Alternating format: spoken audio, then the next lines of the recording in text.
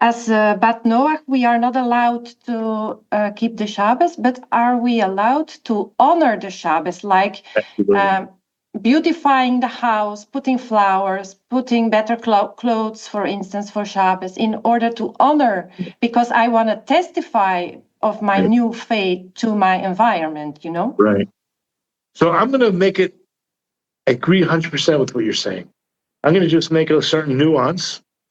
Since the non-Jew is not obligated to keep Shabbat like a Jew, I do believe they should honor it like exactly the way you said, celebrate it. What are you celebrating? You're acknowledging there's a creator of the universe. You're acknowledging the world was created in 6 days and God rested on the seventh. You're not imitating him. He rested fully, but you're just celebrating, or you're, right? I like the word celebrating as opposed to observing. Okay. But the main thing is you're doing it optionally.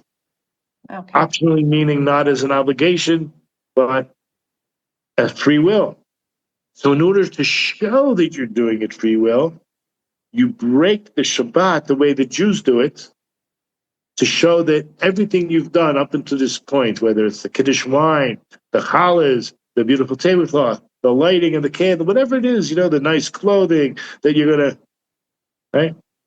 That you're doing it because it's optional. See, strike a match, or you're in the bathroom, you turn the light on, or you cut the toilet paper while you're in a private room, whatever you want to do. That's how I see it. And are we allowed God forbid, this should become like a cult. Like, in other words, as long as you're sharing, people, your neighbors will say, "What are you doing?" Say, "I don't know what you're going to tell them. I'm just happy that the Jews are keeping Shabbos. I just want to encourage them." I don't know. Yeah. You know.